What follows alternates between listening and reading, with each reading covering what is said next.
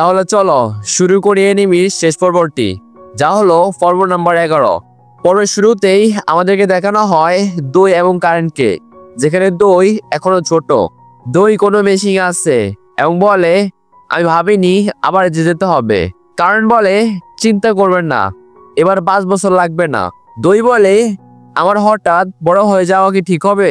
Current বলে, এতে কোনো সমস্যা নেই, আপনি চিন্তা করবেন না। কারেন্ট মেশিনের সুইচ অন করে দেয়। পরের মুহূর্তেই দইয়ের চোখ খুলে যায়। কারেন্ট বলে, আপনি তো অনেক বড় হয়ে গেছেন, আমরা আপনার চোখে সার্জারি করেছি, তাই আপনাকে চশমা পরার দরকার নেই। দই বলে, তাই তো ভাবছি, আমি কেন সবকিছু স্পষ্ট দেখতে পারছি। কারেন্ট দইকে সে মেশিন থেকে বাইরে নিয়ে আসে এবং বলে, চলুন সেখানে গিয়ে তৈরি হয়ে নিন। দই বলে, আমাকে একটা আলাদা মানুষের মতো লাগছে। তারপর গল্পটি সেখান থেকে শুরু হয়, যেখান থেকে আগের পর্বটি শেষ হয়েছিল।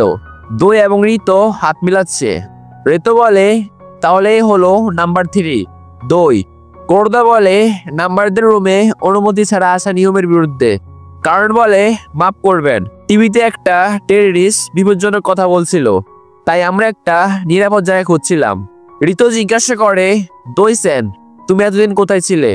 দই তাকে বলে, ক্যামেনো সিটিতে, সেখানে টেররিস্টরা আক্রমণ করেছিল, তাই আমাদেরকে এখানে ডেকে আনা হয়েছে, কিন্তু মনে হচ্ছে এই জায়গাটা নিরাপদ নয়।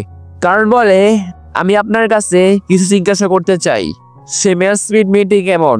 ঋতু বলে, সে কিভাবে তা বলা খুব কঠিন। সে এবং ইউনাইটেড ইউম্যানের লোকেরা বলছে যে সে হামলার গুরুর পিছনে ইজা নামমির হাত আছে। কই আমার জীবন বাঁচিয়েছে, কিন্তু আমি এখনো জানি না কে সঠিক আর কে ভুল। কারণ বলে, আপনার অনেক অনেক ধন্যবাদ, কিন্তু আপনার নাম কোরদা মারিয়া, তাই না? কোরদা দৌড়ে যায় এবং দেখে আকিরা শনকা এবং তার বোন চিপু সেখানে বসে আছে।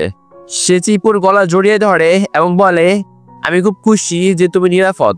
কোরদা শিজুগোকে সব পরিস্থিতি বোঝায়, তার সাথে কেমন সিটিতে ঘটেছে। কোরদা বলে, আমার বোনের যত্ন নেওয়ার জন্য তোমাদেরকে ধন্যবাদ। শিপু বলে, আমি শুনেছি আপনি নাম্বার 2 অ্যাটেন্ডেন্ট, তাই না? আপনি কি তার সাথে ইন্টিমেট করেছেন? কোরদা বলে, তুমি এমন কথা কেন বলছো? আমরা এই বিষয়ে এখনো ভাবিনি। তারপর আমাদেরকে দই এবং কারেন্টকে দেখানো হয়। দই কারেন্টকে জিজ্ঞাসা করে, তাহলে তুমি ঋতুকে কেমন মানুষ মনে করো? কারেন্ট বলে, খুব নরম হৃদয়ের, যেমন আমাদের বলা হয়েছিল। দই বলে, সে খুব বুদ্ধিমান মনে হয়, নাম্বার 1 হিনোসের তুলনায়। দই জিজ্ঞাসা করে, ইউজুরো সেন্সেই এখানে আসে? কারেন্ট বলে, ইউজুরো সেন্সেকে টেররিস্টের আক্রমণ পর খুব নিরাপদ জায়গায় পাঠিয়ে দেওয়া হয়েছে। তাদের বিষয়ে ইউনাইটেড ইউম্যান এখনো বলেনি দেশে কোথায় আছে। কারেন্ট বলে, তাহলে আমরা কাল সেই ম্যাসফিল্ড তার সাথে দেখা করতে যাব। কারেন্ট দইকে তাড়াতাড়ি ঘুমাতে বলে সেখান থেকে চলে যায়। তারপর আমাদেরকে ঋতুকে দেখানো হয়, যে একা তার বিছানায় বসে আছে। তখন মীরা তার রুমে আসে। মীরা বলে, আপনাকে এত রাতে বিরক্ত করার জন্য আমাকে মাফ করবেন।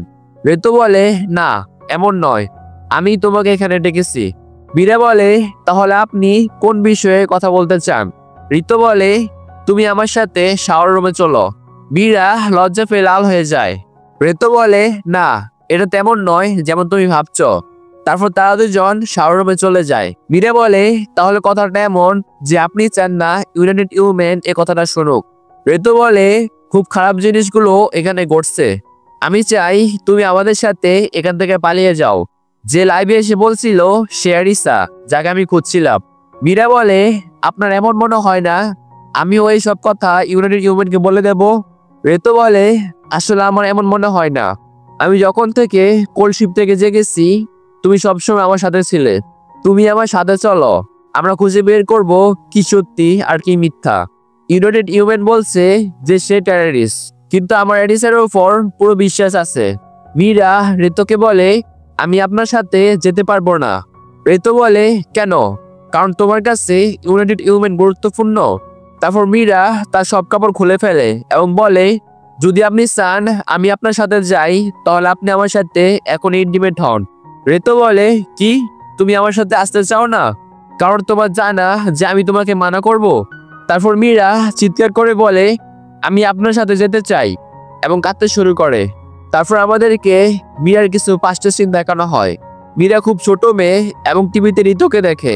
মীরা জিজ্ঞাসা করে এ কে। সেখানে রিটেলার বলে এর তো মিজুহারা মানুষ এবং সে সবার জন্য খুব বিশেষ। এমন করে মীরা ধীরে ধীরে ঋতুকে দেখতে দেখতে বড় হয়। সে একই রুমে সে ফ্যাসিলিটির লোকেরা মীরার মনে শুধু ঋতু ভরে দেয়। তারপর আমাদেরকে প্রেজেন্টের সিন দেখানো হয়। ঋতু বলে মীরা সেন, আমাকে মাফ করো, আমি তোমাকে কাঁদাতে চাইনি। তারপর মীরা এবং ঋতু চুমু খেতে যায়। তখন সেখানে পপ এবং গার্ডরা চলে আসে। ঋতু বলে তোমরা কে? পপ বলে ঋতু মিজুহারা, তুমি আমাদের সঙ্গে যাচ্ছ এবং মেটিও। আমাদেরকে ঋতু এবং মীরাকে নিয়ে যেতে দেখানো হয়। পপ তাকে বলে আমি পপ, ডিরেক্টর ম্যাসমিল্ডের সাথে। আকানে এবং সুই আমাদেরকে ধরা হয়েছে। ঋতু বলে কিন্তু কোন কারণে? পপ বলে মীরা শোয়ের মতো হয়তো সে তোমাকে বেশি পছন্দ করতে শুরু করেছে। আমরা আপনাকে যা খুশি তা করতে যেতে পারি না। আপনি আমাদের সাথে আমেরিকায় যাচ্ছেন। ইজাজ নামী টেররিস্টরা জাপানে আছে, তাই আপনার এখানে থাকা বিপজ্জনক। তুমি এই দুনিয়ার সবচেয়ে বিশেষ মানুষ, তাই অবশ্যই আমাদেরকে তোমাকে নিরাপদে রাখতে হবে।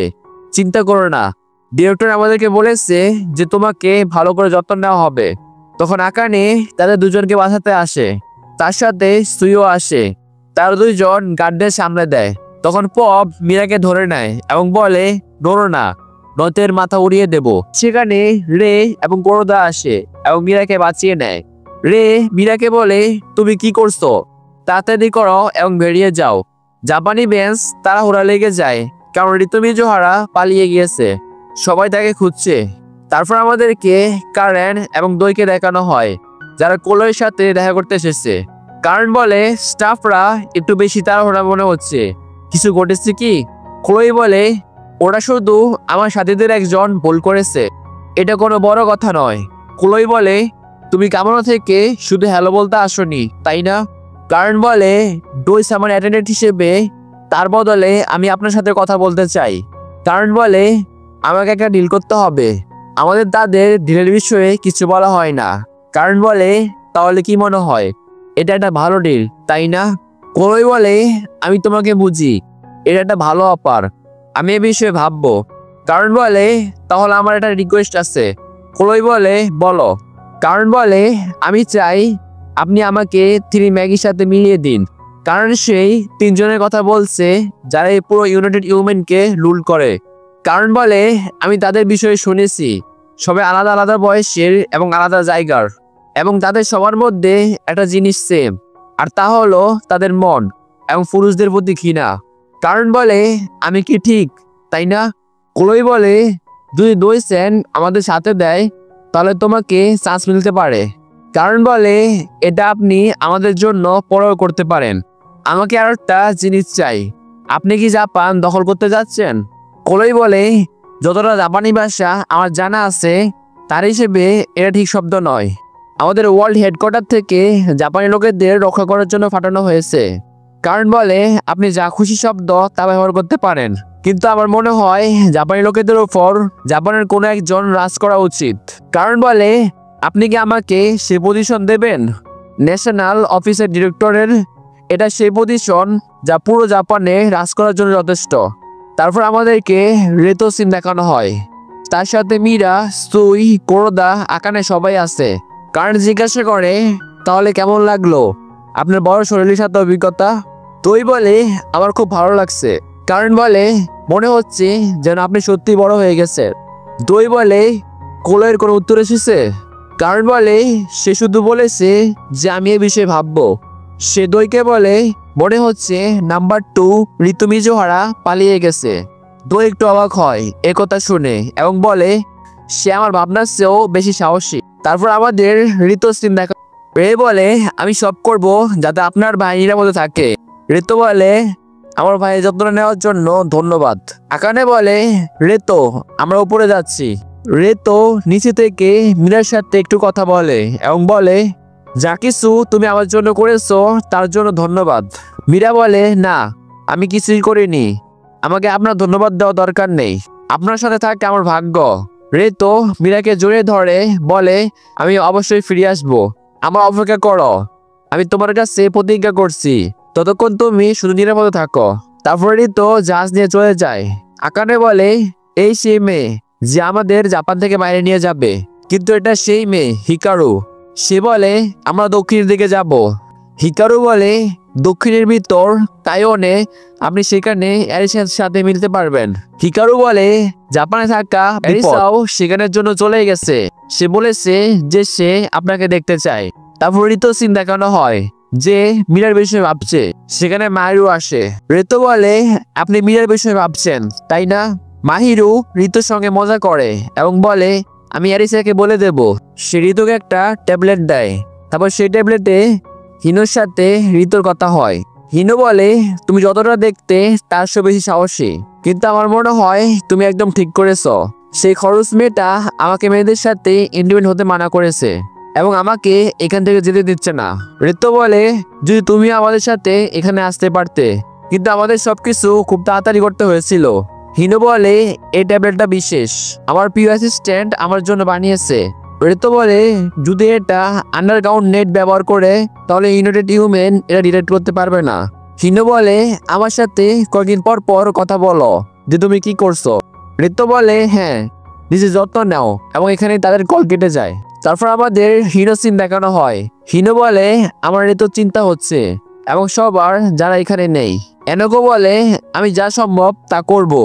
রায়নোকো বলে হিনোসামা আপনি কি সত্যি রিজোর সাথে যেতে চেয়েছিলেন? তারপর হিনো সবাই ছবি দেখে যারা তার কাছে প্রেগনেন্ট হয়েছিল এবং বলে না, একদম না, আমি তোমাদের একা ছাড়তে পারি না।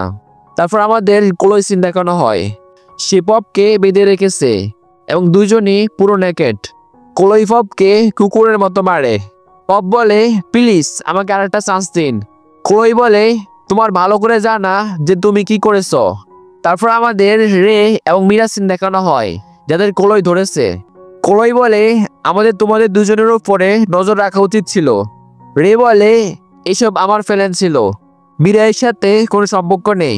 ক্লোই বলে এদের দুজনকে জেলে বন্দি করো।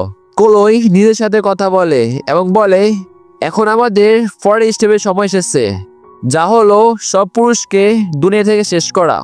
তারপর আমাদের কারেন এবং দইকে সে জায়গায় দেখানো হয় যেখানে মীরা রেতোকে নিয়ে এসেছিল। কারেন বলে আমি আপনাকে গিফট দিতে চাই, তাহলে এদের মধ্যে কোনো মেয়ে বেছে নিন। দই তামায়োকে দেখে বলে আমি তাকে কাল দেখেছিলাম। কারেন বলে যখন আপনি কোল্ড শিপে ছিলেন তখন সে একটা অ্যাক্ট্রেস ছিল। কারেন বলে যখন ওয়ার্ল্ড হেডকোয়ার্টার জাপানে এসেছিল তখন তারা সবাই মিটিং বন্ধ করে দিয়েছিল শুধু আপনাকে ছাড়া। আমাদের কারণের সে ডিলের কিছু কথা দেখানো হয়। কারণ বলে আমি দই সামাকে কিছু সত্যের মধ্যে মিটিং করতে দেখতে চাই। দই বলে আচ্ছা, তাহলে তোমার এটাই মানে ছিল। দই বলে এই দুনিয়া তো অদ্ভুত। কারণ বলে তাহলে আপনার কোনটা চাই? তারপর আমাদের রেতো সিন দেখানো হয়। রেতো তাইওয়ানে পৌঁছে গেছে। রেতো অ্যারিসার সাথে মিলতে যাওয়া জায়গায় সবার সাথে পৌঁছে যায়। অ্যারিসা তার সামনে আসে, তারা দুজন মুখোমুখি হয়। রেতো দৌড়ে গিয়ে অ্যারিসাকে জড়িয়ে ধরে এবং বলে আমি খুশি যে তুমি নিরাপদ। রেতো বলে অ্যারিসা আমি এমকে ভাইরাসের প্রতিক্রিয়া বানাবো, যদি কেউ না করে তাহলে আমরা দুজনেই করব, তাই না? এবং এখানেই 11 নম্বর পর্ব শেষ হয়ে যায়। এই পর্বের সাথেই এই এনিমি শেষ হয়। যদি আপনাদের ভিডিও ভালো লেগে থাকে তাহলে চ্যানেলকে লাইক এবং সাবস্ক্রাইব করে রাখুন। আর অন্য কোনো ভিডিও দেখা করবো, ততদিন পর্যন্ত বিদায়।